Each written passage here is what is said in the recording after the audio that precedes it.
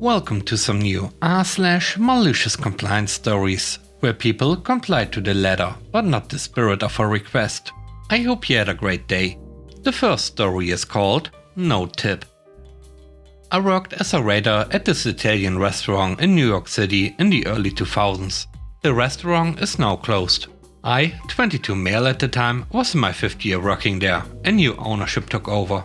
The restaurant wasn't doing as well as it used to, but it still had a loyal base, 40-year plus history and a good location. The old owners were just getting older and built a new restaurant in New Jersey closer to home.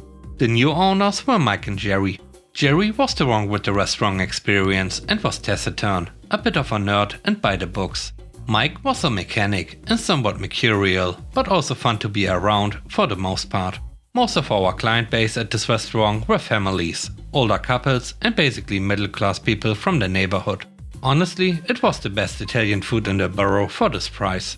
I loved it as someone who worked there in his early 20s, because I worked 5 p.m. to 10 Friday and Saturday, and Monday all day, and made around $300 to $400 a week.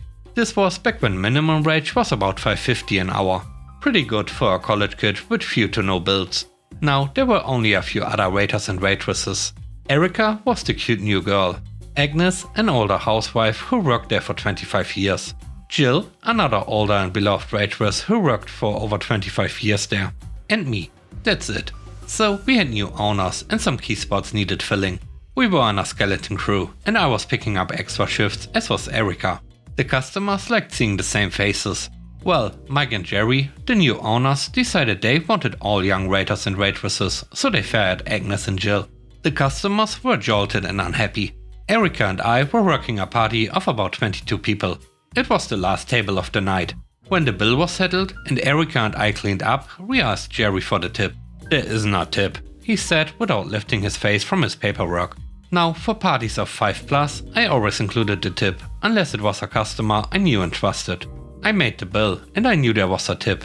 I asked again and Jerry meekly said, "No tip."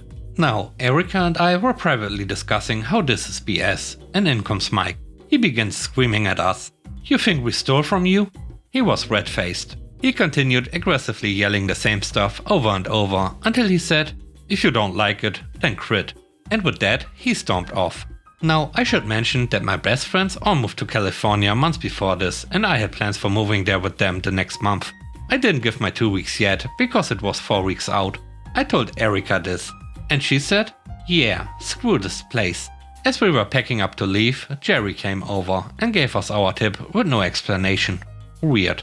Then Mike calmly asked, "So, see you tomorrow?" "No." I quit.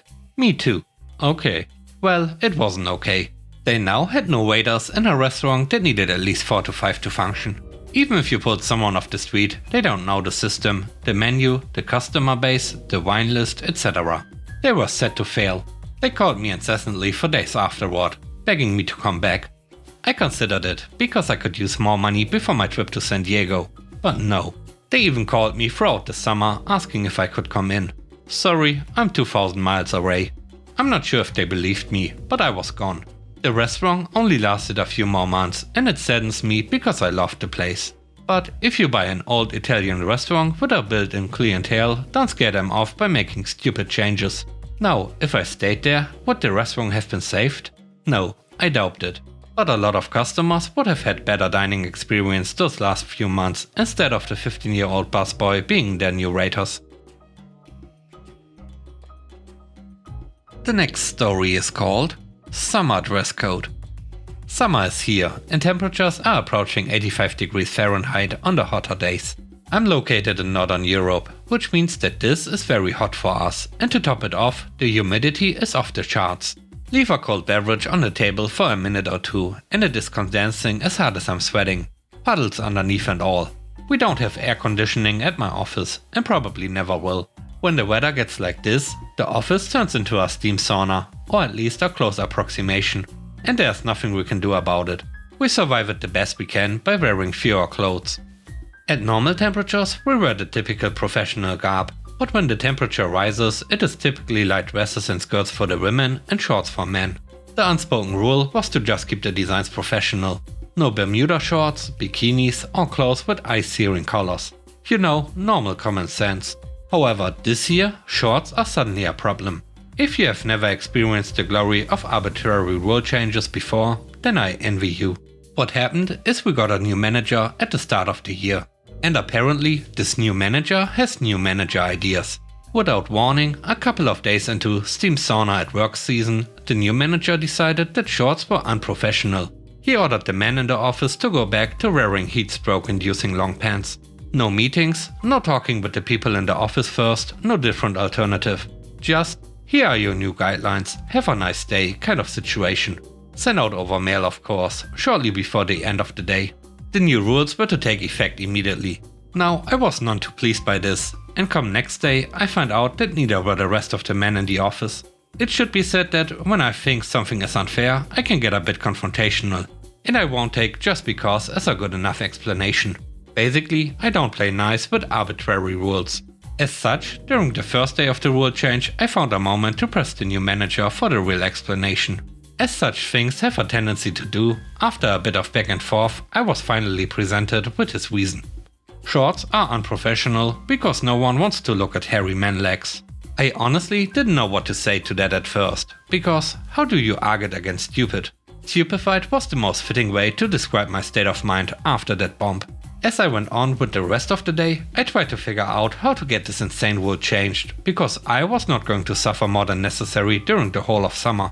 I went to my buddy to get his take on it, and to no surprise, he agreed with my take. The new manager was just power tripping or similarly, changing rules for no good reason. Now the question became how to get under his skin and pull him down a peg or two. If you have never dealt with the type of person the new manager is, then I can tell you that showing disrespect to their authority is the best way to get under their skin. And pointing out their stupidity publicly is the easiest way to enact change. Of course, with the additional added benefit of painting a target on your own back. After a good half hour, my buddy had helped me cobble a plan together. So off I went to set it into motion. First, I got confirmation on the reason for no shorts. I basically had the new manager confirm over mail that shorts were not allowed and unprofessional because of hairy man legs. Then, that evening, I set to it at home, getting ready for wearing shorts to work the next day. When the next day came around, I peacocked into the office wearing shorts. In no time at all, the new manager was on my case, and in typical new manager style, he gave me a dress down in front of my coworkers. While he did this, I was fighting to not let a grin surface on my face. I think that humans are amazing in many different ways. One of which is that we don't always pay all that much attention to the details of mundane things, and as such can gloss over them with ease. But once your attention has been drawn to something, you basically can't ignore it or unsee it. After the new manager was done stroking his ego, I broke. I could not hold in my smile anymore. With the biggest grin on my face, I pointed to my legs and said, "But I shaved my legs." I think that broke the new manager for a full 10 seconds. He just kind of stood there, taking it all in, really looking at my legs, then looking back and forth between my legs and face a couple of times. You could see him trying really hard to make sense of what happened, while my coworker snickered in the gallery. After he kinda got his bearing again, I pointed out that the problem with shorts was hairy man legs, and as they were no longer hairy, shorts should no longer be a problem.